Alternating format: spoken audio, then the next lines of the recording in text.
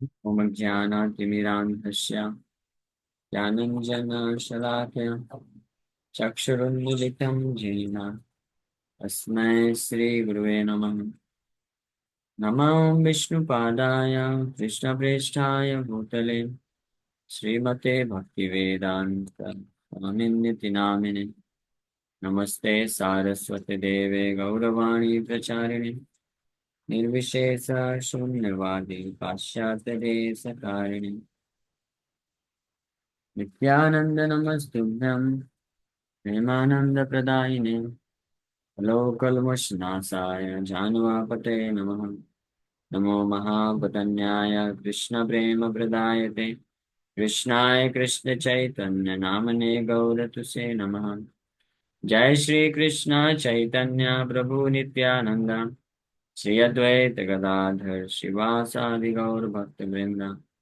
हरे कृष्णा कृष्णा कृष्णा हरे हरे हरे राम राम राम हरे हरे। हरे कृष्णा। सो आप सभी भक्तों का हार्दिक स्वागत है आज के श्रीमद् भगवद गीता की चर्चा में। हम लोग चर्चा कर रहे हैं श्रीमद् भगवद गीता चैप्टर 6 ध्यान योग, और इसका श्लोक संख्या 31 पे चर्चा कर रहे थे कल। 31 नंबर श्लोक। सर्वभूत स्थितम यो माम भजत्येकत्वमाय स्थितः सर्वथा वर्तमानोऽपि स योगी मयि वर्तते। कि ऐसा योगी जो हर जीवात्मा में मुझे मुझे परमात्मा के रूप में स्थित देखता है। हाँ, मुझ परमात्मा को जो हर जीवात्मा में के हृदय में उपस्थित है, उनका भजन भजत की भगवान बोल रहे हैं। इंटरेस्टिंगली ये जो अध्याय का नाम है क्या है? ध्यान योग। ये भगवान क्या बोल रहे हैं कि योगी क्या करता है? भजती। तो इससे भी हिंट मिलता है। और आखिरी श्लोक में भी जाते जाते जैसे जैसे भगवान ये अध्याय कंप्लीट कर रहे हैं, तो जो है मुख्य उद्देश्य क्या है योग का, या असली योग क्या है, असली योगी कौन है, वो हिंट करते जा रहे हैं। और डायरेक्टली फिर आखिरी श्लोक में बता देंगे। यहाँ पे भी डायरेक्टली बोल रहे हैं भजती भजती, भजन करता है मेरा। भजन मतलब सर्व्स इन डिवोशनल सर्विस, भगवान का सेवा करता है। भज धातु से आया है। भज धातु का अर्थ होता है सेवा करना। तो योगी, अष्टांग योगी या ध्यान योगी सेवा करता है भगवान का, ये कैसे? क्योंकि अष्टांग योग या ध्यान योग, उसका उद्देश्य यही है कि योगी अपने आप को इस अवस्था में लेकर जाए, परमात्मा का साक्षात्कार प्राप्त करे, उसके बाद फिर परमात्मा के साथ संबंध को जान करके उनका दास बन करके उनका सेवा करे, यानी वैष्णव बन जाए। शुद्ध भक्त बनना, ये अष्टांग ये ध्यान योग का उद्देश्य है। इस प्रकार से कर्म योग का उद्देश्य भी वही है, ज्ञान योग का उद्देश्य भी वही है, और आगे जो भक्ति योग के चक्र बोलेंगे उसमें तो उद्देश्य रहेगा। भगवान स्पष्ट बोल रहे हैं। और इस 31 नंबर श्लोक तक पहुंचाने के लिए पिछले श्लोक में भगवान बताया कि ऐसे ऐसे योग साधन करते हुए जो योगी परफेक्शनल स्टेज, चरम सिद्धि की अवस्था में जब पहुंचता है, तो चरम सिद्धि की अवस्था में पहुंचने के पश्चात वो सर्वभूत स्थम आत्मानम सर्वभूतानि च आत्मनि ईक्षते योग युक्त आत्मा सर्वत्र समदर्शनम। वो देख पाते हैं इसको, जिसको साक्षात्कार बोलते हैं, भगवत साक्षात्कार, और भगवान को ही। तो हाँ, बोल रहे हैं सर्वभूत, भगवान ग्रेजुअली धीरे धीरे इस स्तर पे लेके जा रहे हैं। पूर्ण सिद्धि की अवस्था प्राप्त करता है जब योगी, तो वो परमात्मा को हर किसी के हृदय में देख पाता है। सर्वभूत स्थम आत्मानम, सुपर सोल आत्मानम या रिफर्स टू परमात्मान, सुपर सोल को देख पाता है। सर्वभूतानि च आत्मनि, सारे जीवात्माओं को परमात्मा पे देख पाता है, परमात्मा पे निर्भरता को देख पाता है। ये कौन देख पाता है? जो योग युक्त आत्मा है, योग अष्टांग योग की सिद्धि की अवस्था में पहुंच जाता है। फिर उसके पश्चात भगवान बोलते हैं कि ऐसा योगी जो मुझे देखता है हर जगह और सब कुछ मुझ में देखता है। हाँ, यानी वो परमात्मा कौन है? मैं ही हूँ। यहाँ पे भगवान स्पष्ट बता रहे हैं। वो तस्याहम न प्रणश्यामि, उसके लिए मैं कभी नष्ट नष्ट नहीं होता हूँ, और वो मेरे लिए कभी नष्ट नहीं होता है। और ये बोलने के बाद फाइनली भगवान यहाँ से भक्ति योग चालू करती है। सर्वभूत स्थम यो माम हर जीवात्मा के हृदय में स्थित जो मुझे भजते एकत्व स्थिता, एकत्वम के भाव से मेरा भजन करता है, सेवा करता है, एकांतिक भक्ति जो करता है, सर्वथा, हर समय हर जगह, वर्तमान अपि, हर समय हर जगह स्थित होते हुए भी वो मेरा भजन करता है। स योगी मयि वर्तते, ऐसा योगी मुझ में ही रहता है, यानी ऐसा योगी जो है मेरे हृदय में हमेशा विद्यमान रहता है। He becomes very dear to, मेरा को बहुत प्रिय हो जाता है। ये भगवान यहाँ पे है। और धीरे धीरे अगले आने वाले श्लोकों में और आखिरी श्लोक में जाके भगवान स्पष्ट बोल देंगे, ऐसा योगी सर्वश्रेष्ठ योगी है, ये मेरा मत है। हम इसके तात्पर्य पे चर्चा कर रहे थे कि कृष्णा कॉन्शियस जो डिवोटी होता है, कृष्ण भावना में, कृष्ण भावना भावित जो भक्त है, वो परफेक्ट योगी है। इसलिए उसको अलग से कर्म योग, ज्ञान योग, ध्यान योग करने की आवश्यकता नहीं है, क्योंकि ये तीनों योग की सिद्धि की अवस्था में जो चेतना होती है वो कृष्ण कॉन्शियसनेस है। जो Krishna consciousness is the highest stage of trance in yoga practice. योग अभ्यास में कृष्ण भावनामृत क्या है? हाईएस्ट स्टेज, सर्वश्रेष्ठ जो स्थिति होती है योगाभ्यास में, वो है कृष्ण भावनामृत। इसलिए अ, इन्हीं श्लोकों के आधार पे श्रील विश्वनाथ चक्रवर्ती ठाकुर ये जो योगा है, अलग अलग प्रकार के योगा, इसको एक लैडर से कंपेयर किए हैं, सीढ़ी से। तो सीढ़ी के सबसे पहला स्टेप क्या है? कर्म योग। दूसरा स्टेप ज्ञान योग। तीसरा स्टेप ध्यान योग। और अल्टीमेट ये सब करने के बाद कहाँ पहुंचना है? भक्ति योग। इसलिए योगा प्रैक्टिस में हाईएस्ट, अल्टीमेट रंग, highest stage is Krishna consciousness. So this very understanding that Krishna is present as Paramatma in everyone's heart makes the yogi faultless. इस समझ तक जब कोई पहुंच जाता है, कौन से समझ तक? कि भगवान कृष्ण ही सबके हृदय में परमात्मा के रूप में उपस्थित है, तो ऐसा योगी पूर्ण रूप से निष्कलंक हो जाता है, पूर्ण रूप से पवित्र हो जाता है, फॉल्टलेस हो जाता है, दोष रहित हो जाता है, निष्पाप हो जाता है ऐसा योगी। और इस अवस्था में पहुंचने के पहले वो अलग अलग अवस्था से होकर गुजरता है। सबसे पहले तो जब ज्ञान योगी होता है तो ये साक्षात्कार प्राप्त करता है कि मैं शरीर नहीं हूँ, आत्मा हूँ, ब्रह्म हूँ। लेकिन उसमें ब्रह्म में डिस्टिंक्शन यानी अंतर नहीं पता होता है कि ब्रह्म, आत्मा और परमात्मा, ब्रह्म परम ब्रह्म अलग अलग है, ये नहीं पता है। ध्यान योग जैसे करना चालू करता है तो फिर धीरे धीरे जब ध्यान योग की सिद्धि में पहुंचता है तो आत्मा और परमात्मा दोनों के अंतर को जान पाता है और देख पाता है। तो जब इसमें पूर्ण रूप से जब योगी फॉल्टलेस होता है, यानी पूर्ण रूप से दोष रहित हो जाता है, निष्पाप हो जाता है, कोई कलमश नहीं हृदय में, यानी कंप्लीट परफेक्शन के स्टेज में, वो ये जान पाता है कि कृष्णा ही वो परमात्मा है। ये कृष्ण परमात्मा कौन है? वो कृष्णा ही। इस प्रकार से इस समझ को जो विकसित करता है, और ये अनेकों अनेकों जन्म लेते हैं इसमें। बहुनाम जन्मनाम अन्ते ज्ञानमाम मां प्रपद्यते। So the Vedas, Gopal Tapani Upanishad, confirm this inconceivable potency of the Lord as follows. एको अपि सन बहुधा यो vabhati avabhati. Although the Lord is one, he is present in innumerable hearts as many. Gopal Tapani उपनिषद में इसका वर्णन किया गया कि हालांकि भगवान एक है, वो एक भगवान कौन है? परम भगवान कृष्ण है। लेकिन वो एक भगवान एको अपि सन बहुधा यो अवभाति, अवभाति मीन्स ही अपीयर्स, अनेकों अनेकों हृदय में, असंख्य हृदयों में भगवान अनेक परमात्मा के रूप में प्रतीत होते हैं, प्रकट होते हैं, लेकिन वो हैं एक, वही गोविंदम आदि पुरुषम, ये कृष्ण एकल ईश्वर कृष्ण आर्षवृत्य। ये गोपाल तौकमी उपनिषद में स्पष्ट बताया गया और इसी को भगवान कृष्ण यहाँ पे बोल रहे हैं। सर्वभूत स्थम जो माम, कि सर्व जीवात्माओं के में उपस्थित जो मुझे जानता है।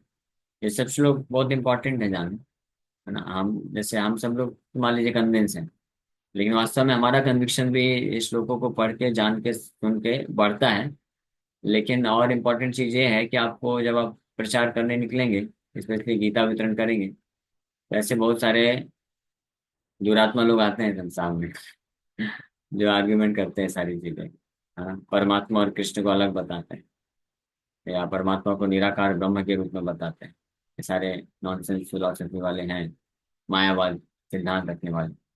तो उन लोगों को हम बता सकते हैं। ज्ञान योग में चैप्टर 6 में आप खोल के पढ़ लो, ये श्लोक में भगवान क्या बोलते हैं।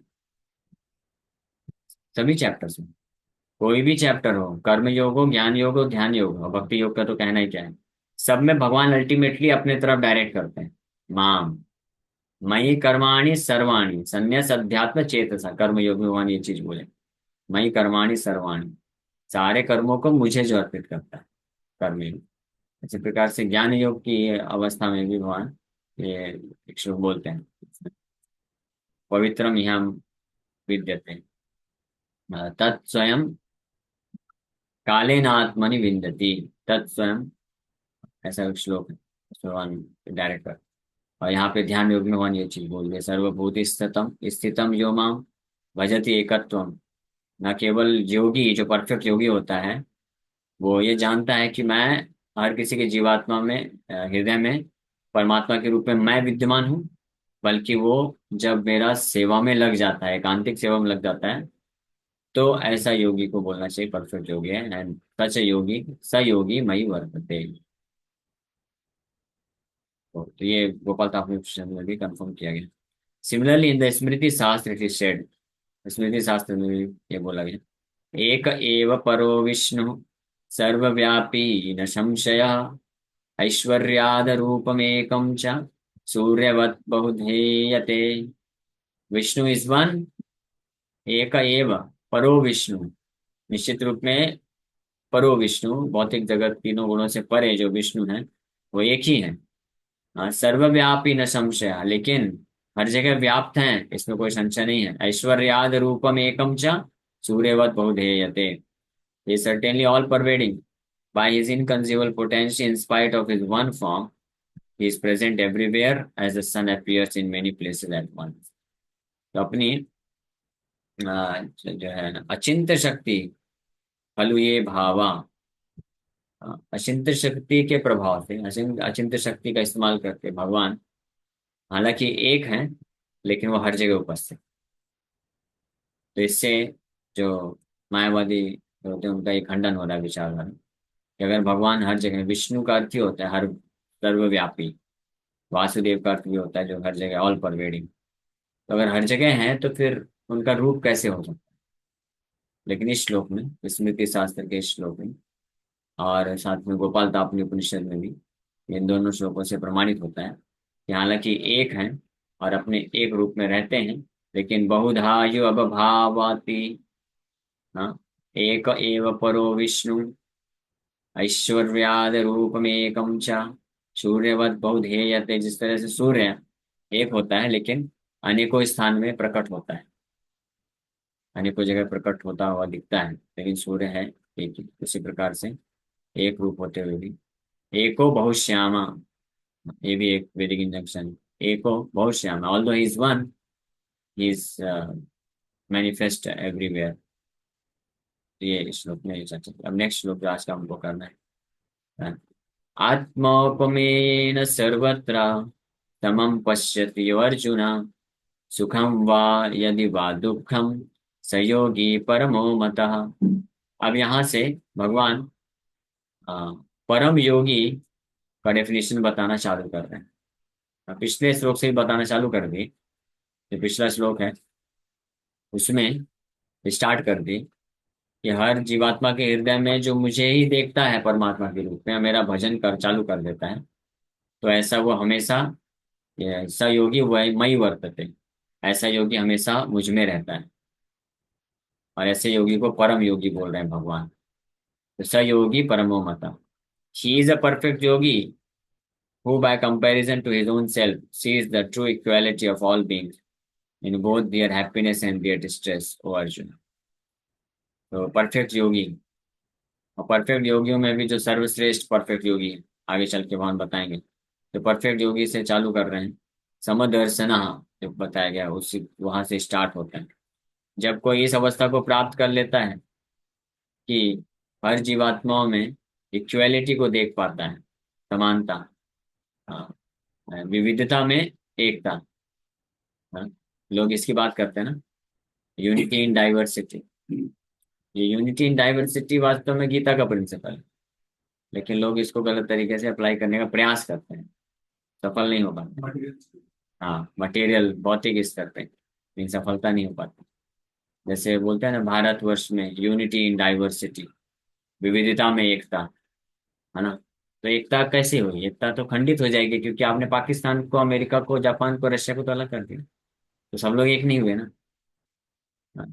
यूनिटी इन डाइवर्सिटी जो प्रिंसिपल है, जब तक ये गीता के श्लोक पे कोई नहीं आएगा, आत्म साक्षात्कार के स्तर पे आकर के नहीं अप्लाई करेगा इस प्रिंसिपल को, तब तक ऐसा जो यूनिटी इन डाइवर्सिटी है, विविधता में एकता, वो हमेशा भंग होती रहेगी, पूर्ण एकता नहीं होगी, कहीं ना कहीं उसमें कुछ ना कुछ कमी रह जाएगी। समझ पा रहे हैं? ये सुना होगा ना, एकता में, विविधता में एकता, नहीं सुना? स्लोगन है गवर्नमेंट का slogan. Unity in diversity, government भी यूज करती है, गवर्नमेंट भी सब कई लोग। ये भी बोलते हैं वासुदेव कुटुंबकम। हाँ, हाँ वासुदेव कुटुंबकम। हाँ, वसुदेव कुटुंबकम, वो तो ठीक सही प्रिंसिपल है, लेकिन उसका अंडरस्टैंडिंग नहीं। लेकिन उसका भी मटेरियल है ना तो। हाँ, भौतिक तरीके से करते हैं। जैसे हम लोग समदर्शना वाला श्लोक में चर्चा की कि समदर्शना, समदर्शन कब हो सकता है? आध्यात्मिक स्तर पे समदर्शन हो सकता है, भौतिक स्तर पे हो ही नहीं सकता है ना। आप एक कुत्ता को और इंसान को समदर्शन कैसे कर सकते हैं? पॉसिबल ही नहीं ना। कुत्ते के तो चार पैर होते हैं, इंसान के, आजकल इंसान के विचार हो गए।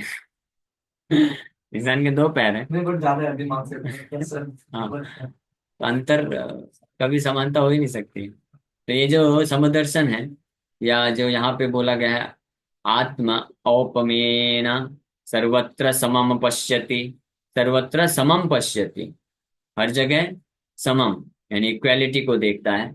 ये आत्मा के स्तर पे है, इसलिए यहाँ पे भगवान बोल रहे हैं आत्मा, आत्मा औपमेन, हाँ, आत्मा bye comparison with the self, with the आत्मा, नॉट विद द बॉडी, शरीर के स्तर पे नहीं है। हाँ, ऐसा समता जो होती है, तो यूनिटी है डाइवर्सिटी होते हुए भी, लेकिन ये यूनिटी आत्मा के स्तर पे होती है। और आत्मा के स्तर पे यूनिटी कैसे होती है, इसके पीछे भी सिद्धांत है। आत्मा के स्तर पे यूनिटी का अर्थ भी ये नहीं है कि सारी आत्मा एक हो गई। हाँ, इस यहाँ पे भी जाकर के मायावादी लोग इसको गलत समझते हैं, गलत तरीके से व्याख्या कर देते हैं। He is a perfect yogi who, by comparison to his own self, sees the true equality of all beings in both their happiness and distress, O Arjuna. तो आत्मा औपमेन सर्वत्र, जब आत्मा, आत्मा के तुलना में सर्वत्र समम बताया गया है, तो ये यूनिटी, समानता किस बेसिस पे होती है? उसका, उसका बेस होना चाहिए, यानी आधार होना चाहिए।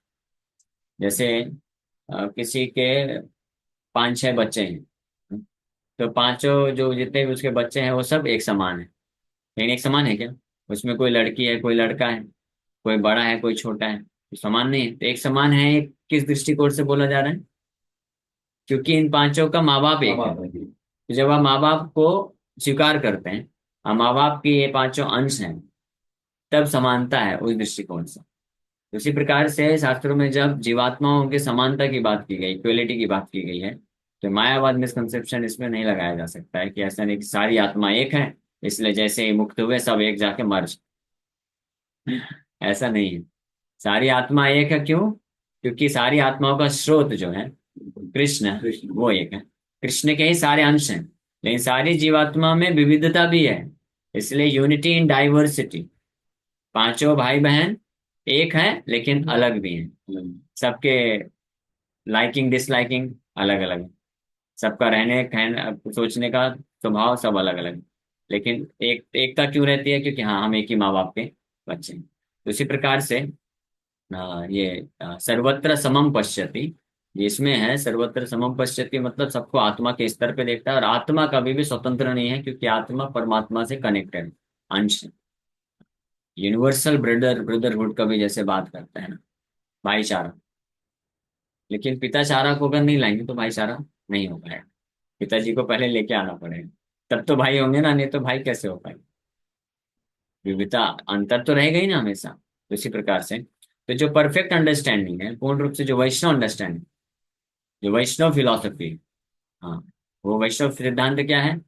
कि परम भगवान है एक, एको यो बहुनाम विदधाति कामान, ये श्वेतस्वतर कठोपनिषद का श्लोक है।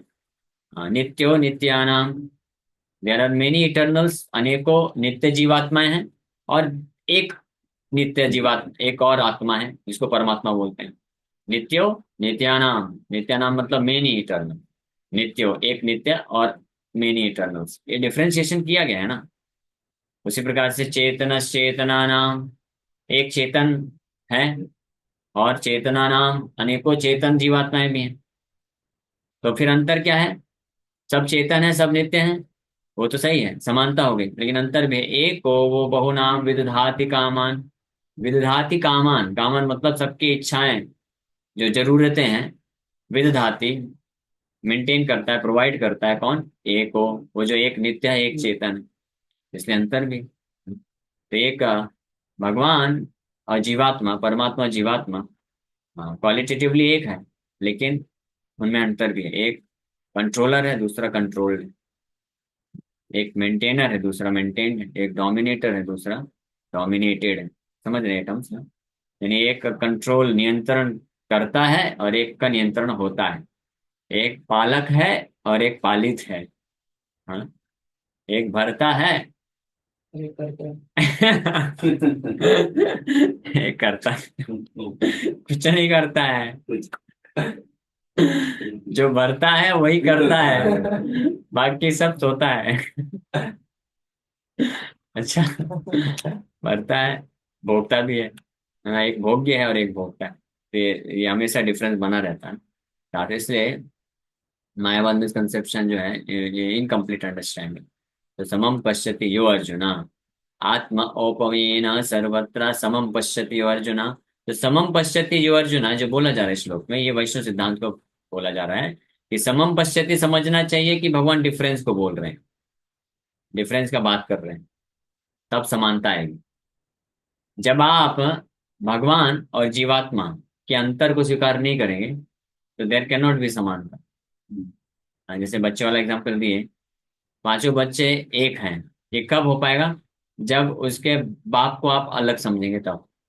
अगर पिताजी को भी उसी कैटेगरी में डाल देंगे तो फिर छह हो जाएंगे। छह हो जाएंगे, तो फिर समानता नहीं रह जाएगी, हाँ। क्योंकि कोई कॉमन फैक्टर नहीं हुआ जिनसे सब कनेक्टेड है, फिर अलग अलग हो जाएगा।